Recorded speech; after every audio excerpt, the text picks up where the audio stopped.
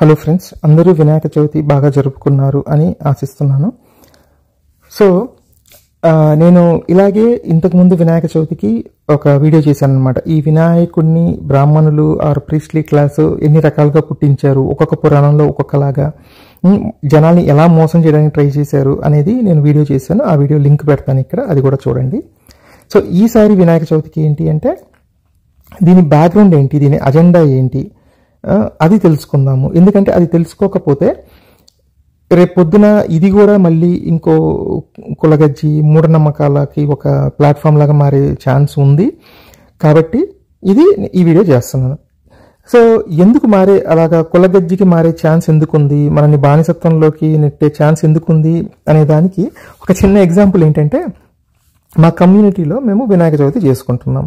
So I respect these as a part of social spirit, festive spirit, social fabric build అవ్వడానికి help అవుతుంది కాబట్టి I encourage this.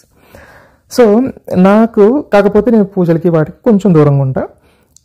అయితే ఒక funny incident ఏంటంటే, అందరూ పూజ అంటే అందరూ అలాగా కపుల్స్ అలా అందరూ కూర్చొని పూజలు చేస్తున్నారు. ఫ్యామిలీస్ చేశాక దేవుడి దగ్గరికి వెళ్ళి అక్షతలు వేయాలన్నమాట. ఎవరో ఒక ఆయన నుండి పక్కనే పంతులు ఉన్నాడు. పంతులు కాలు కూడా దండం పెట్టుకొని పక్కకి రండి అనగానే ఇంకా ప్రతి ఒక్కడు క్యూ పెట్టాడు అనమాట.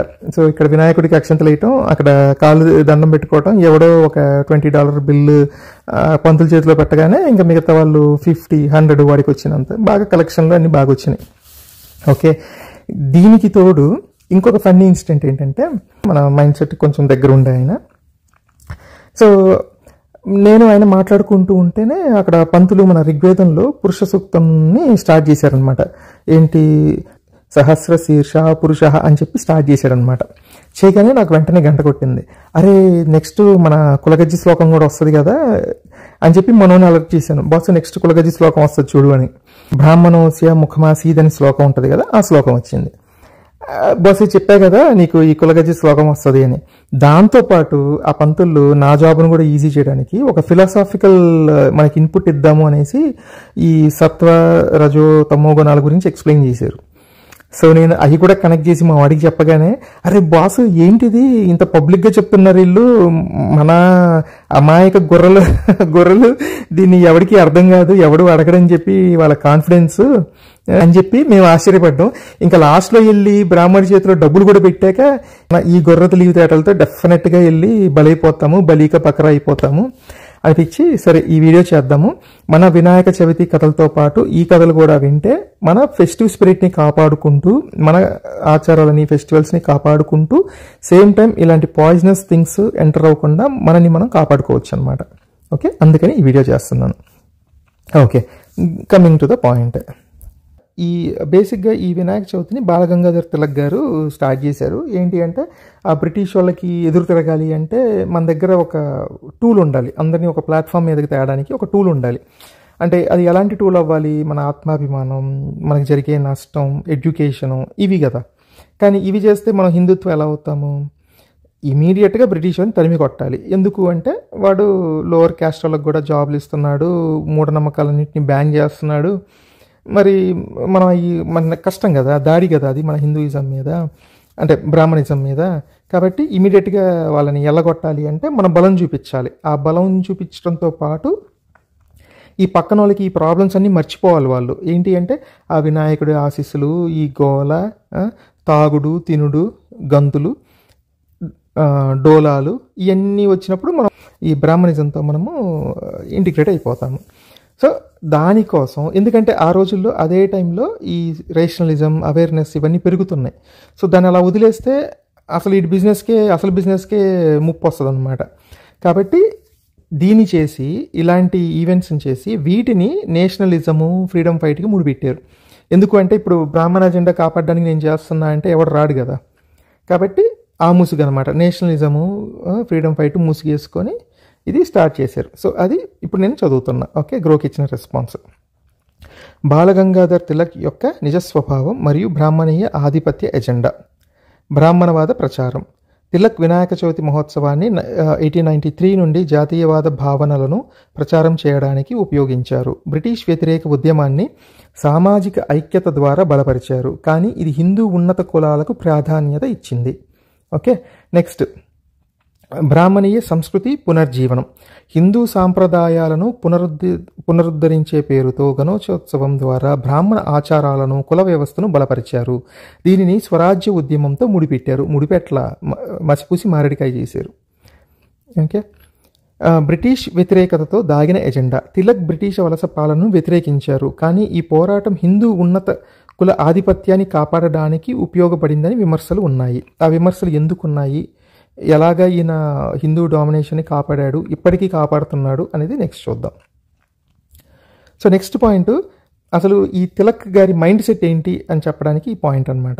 ఏంటి అంటే 1891లో ఏజ్ ఆఫ్ కన్సెంట్ బిల్ అని బ్రిటిషర్స్ ఒక బిల్ తీసుకొచ్చారు. ఏంటి అంటే అప్పటికి మన పిల్లలకి వితిన్ లెస్ దెన్ 10 ఇయర్స్లోనే, 10 ఏళ్ల లోపులోనే పెళ్ళిళ్ళు జరిగేవి.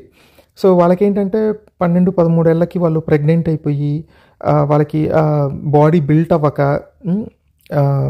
గర్భాన్ని మోసే స్ట్రెంగ్త్ లేక, సగం మంది పిల్లలు డెలివరీలో చచ్చిపోతే సగం మంది తల్లులు చనిపోయేవాళ్ళు. ఇంత దారుణంగా ఉండేది పరిస్థితి. ఒకవేళ అది వాళ్ళు పుట్టినా కూడా నెంబర్ ఆఫ్ బర్త్స్, ఒక్కొక్కళ్ళు 4, 5, 10 మందిని కంటాం. ఈ నెంబర్ ఆఫ్ బర్త్స్ వల్ల కూడా వాళ్ళకి అసలు అవేర్నెస్ లేదు కదా వాళ్ళకి ఈ విషయాలన్నీ. సో విమెన్ లైఫ్ చాలా ప్రాబ్లమాటిక్గా ఉండేది అనమాట. చాలా జబ్బులతో బాధపడేవాళ్ళు. తర్వాత అర్లీ మ్యారేజ్ వల్ల మొగుడు చనిపోగానే వాళ్ళు more than half of the life పాపం విడోలాగా బతకాల్సి వచ్చేది. ఇంకా విడో అంటే జస్ట్ మాంసం ముద్ద, ఇంకా వాళ్ళకి ఎలాంటి రైట్స్ ఎలాంటి ఇది ఉండదు. సో ఇలాంటి సిచ్యువేషన్ని స్లోగా మారుద్దాము అనేసి బ్రిటిషర్స్ ఈ ఏజ్ ఆఫ్ మ్యారేజ్ని 12కి పెంచారనమాట. పెంచగానే ఇంకా మనోడు స్టార్ట్ చేసాడు. ఏంటంటే ఇది హిందూ ఆచారాలపై దాడిగా చిత్రీకరించి బ్రాహ్మణీయ పితృస్వామ్యాన్ని సమర్థించారు ఆయన. ఇప్పుడు మనం అంటాం కదా, అరే హోలీలో ఆ పిచ్చి పనులు ఏంటారా బాబు, సరిగ్గా చేసుకోండి ఫెస్టివల్ అనగానే ఇది మా హోలీ పైన దాడి. దీపావళికి మనం బాణాసంచాలు కాలవటం అనేది మన కల్చర్లో లేదు అసలు, లేదు కదా, కొంచెం కంట్రోల్డ్గా చేసుకోగానే మా హిందూపై దాడి. సో ఇది అక్కడి నుంచి వచ్చింది, ఆయన ట్రైనింగ్ అక్కడి నుంచి వచ్చింది అనమాట. ఓకే. నెక్స్ట్, మహిళా విద్యకు వ్యతిరేకత. పూణేలో మొదటి బాలికల హై స్కూల్ హుజూర్ పాగా స్థాపనను వ్యతిరేకించారు. మహిళలు గృహిణులుగా ఉండాలని, ఆధునిక విద్య వల్ల కుల నియమాలు దెబ్బతింటాయని హెచ్చరించారు. అంటే ఆయన ఇంకా లేచినప్పటి నుంచి పడుకునే వరకు కులం కులం కులం, ఎందుకంటే ఆయన చిత్పావన బ్రాహ్మణ్ కదా, అంటే బ్రాహ్మణుల్లోనే వీళ్ళు శ్రేష్టమైన బ్రాహ్మణులని ఆయన ఫీలింగ్ మరి. ఇంకా నెక్స్ట్, దిగువ కులాల విద్యకు అడ్డంకి. సో జ్యోతిరావు సావిత్రిబాయి పూలేల దిగువ కుల విద్యా పాఠశాలలను తిలక్ వ్యతిరేకించారు. ఇది కుల వ్యవస్థను సవాలు చేస్తుంది, జాతీయతకు ముప్పని వాదించారు.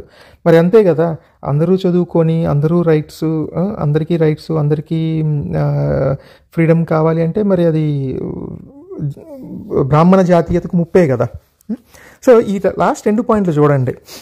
విమెన్ కానీ, ఇప్పుడు ధర్మరక్షక అని చెప్తున్న విమెన్ కానీ, లేకపోతే ధర్మరక్షక అని చెప్తున్న లోవర్ క్యాస్ట్ వాళ్ళు కానీ ఆలోచించండి. మీరు ఇవి ఫాలో అయ్యి మేము ధర్మరక్షణ చేస్తున్నాము అంటే ఎస్ వి అగ్రి. అలా కాకుండా ఇప్పుడు మోడర్నైజేషను, లెఫ్టిస్టులు, రేషనలిస్టులు, పెరియార్ లాంటి వాళ్ళు, అంబేద్కర్ లాంటి వాళ్ళు, కాంగ్రెస్, వీళ్ళందరూ ఇచ్చిన ఫ్రీడమ్ని ఎంజాయ్ చేస్తూ మేము ధర్మరక్షణ చేస్తున్నాము అంటే అది మీ హిపోక్రసీ అంతే. ఏంటంటే మా కడుపు నిండింది, మా నెక్స్ట్ జనరేషన్స్ ఎటుపోతే ఏంటి మాకేంటి అనే ఒక ఇది వ్యసనం బేసిక్గా. ఇప్పుడు తాగుబోతాడు, ప్యాకెట్ ఆడేవాళ్ళు, డబ్బులు పోగొట్టుకునే వాళ్ళు, వాళ్ళకి నెక్స్ట్ జనరేషన్ మీద దేని మీద వాళ్ళకి ఇది ఉండదు, ఇంట్రెస్ట్ ఉండదు. సో మీరు ఆ కోకే వస్తారు కానీ, ఆ కేటగిరీకి వస్తారు కానీ, మీరు రేషనలిస్టులు లేకపోతే నిజమైన ధర్మం అనే పదం తెలిసి మీరు వాడుతున్నారు అనేది అయితే నమ్మలేమన్నమాట. ఓకే. నెక్స్ట్, ఇది ఇంకా ఇంట్రెస్టింగ్ పాయింట్, ఇది చూడండి. కుల హోదా సంరక్షణ. శివాజీకి క్షత్రియ హోదా ఇవ్వడానికి తిలక్ వ్యతిరేకించారు. బ్రాహ్మణీయ ఆధిపత్యాన్ని కాపాడేందుకు శూద్రులకు పురాణ ఆచారాలను అనుసరించమని సూచించారు. అంటే శివాజీ తెలివైనవాడు, బలవంతుడు అయినప్పటికీ, లేకపోతే హిందువులను బాగా చూసుకున్నా కూడా శివాజీ లాంటి వాళ్ళని రాజులను చేయటం వల్ల లాంగ్ రన్లో హిందూయిజం దెబ్బతింటది, అంటే బ్రాహ్మణిజం దెబ్బతింటది అనేది ఇదనమాట. యాక్చువల్గా బ్రాహ్మిన్స్ శివాజీ ఉన్న రోజుల నుంచి కూడా సపోర్ట్ చేయలేదు. మనకి ఆ స్టోరీ తెలుసు కదా, ఏ బ్రాహ్మణుడు ముందుకు రాలేదు పట్టాభిషేకం చేయడానికని, రైట్. కానీ ఇప్పుడు వీళ్ళకి సడన్గా శివాజీ హీరో ఎందుకు అయ్యాడు అంటే ఓట్ల కోసం. ఫర్ ఎగ్జాంపుల్, ఆర్ఎస్ఎస్ని బ్యాన్ చేసిన పటేలు వీళ్ళకి సూపర్ హీరో అయిపోయి ప్రపంచంలోనే టాలెస్ట్ స్టాచ్యూ ఎందుకు కట్టించారు? ఓట్ల కోసం. పటేల్ మీద ఎక్కడో జనాల్లో ఒక సాఫ్ట్ కార్నర్ ఉంది, ఒక సింపతి ఉంది, దాన్ని వీళ్ళు కన్సాలిడేట్ చేయాలన్నమాట. అలాగే శివాజీని కూడా వాడుకుంటున్నారు తప్పిస్తే, రాముణ్ణి, శివాజీని, సర్దార్ పటేల్ని వాడుకుంటున్నారు తప్పిస్తే వాళ్ళకి నిజంగా వాళ్ళ మీద ఎలాంటి భక్తి ఏమీ ఉండదు. నెక్స్ట్, సామాజిక సంస్కరణలకు అడ్డంకి. ఇది ఇంకా వెరైటీ విచిత్రమైన వాదన అనమాట అయింది. ఏంటి అంటే ఇప్పుడు అన్టచబిలిటీ, లేకపోతే డిస్క్రిమినేషను, మూఢనమ్మకాలు, ఇలాంటి వాటి మీద మీరు టైం వేస్ట్ చేయమాకండి. మన ఇమీడియట్ ఎయిమ్ బ్రిటిషర్ని ఎల్లగొట్టడం. ఓకే, ఎందుకంటే అసలు బ్రిటిషర్ని ఎల్లగొడుతుందే వీటి కోసం కదా, ఇలాంటివన్నీ ఉండాలి అని కదా. కాబట్టి ఆయన వాటికి ఎలా సపోర్ట్ చేస్తాడు మరి? అలాంటి ఎవరన్నా చేస్తున్నా కూడా వాళ్ళని అపోజ్ చేసి వాళ్ళని ఆపించి నువ్వు బ్రిటిష్ని ఎల్లగొడతావా లేదా అని చెప్పి. కానీ ఎంతగా బ్రిటిషర్స్ మీద ఫైట్ చేసిన వీళ్ళు చివరికి ఈయన నెక్స్ట్ జనరేషన్ వాళ్ళు బ్రిటిషర్స్కి పెంపుడు కుక్కల్లా మారిపోయారు. అది ఎలాగో నేను నెక్స్ట్ చెప్తాను.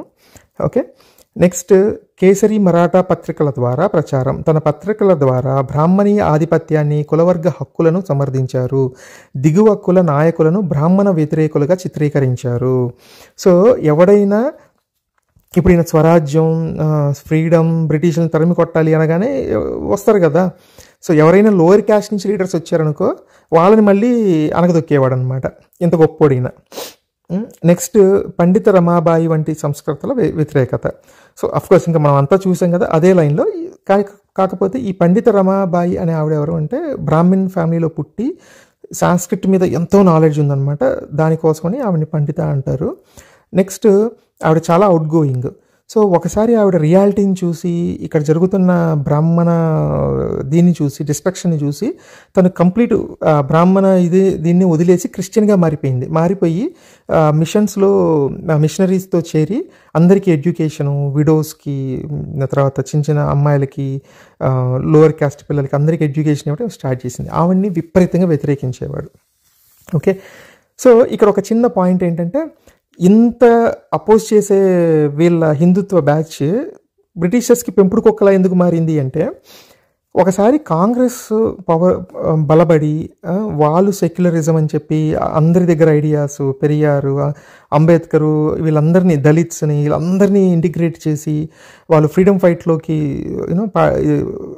పార్ట్నర్స్ చేశాక వీళ్ళకి అర్థమైపోయింది, అరే మనం ఈ బ్రిటిషర్స్ని ఏదో అనుకున్నాము కానీ బ్రిటిషర్స్ కంటే ఈ కాంగ్రెస్ ఇంకా డేంజరు, మన బ్రాహ్మణులకి, మన బ్రాహ్మణ జాతీయతకి ఇంకా డేంజరు, బ్రిటిషర్స్ బెటరు వీళ్ళకంటే అని చెప్పి అప్పుడు బ్రిటిషర్స్కి తొత్తుల్లా మారారనమాట వీళ్ళు.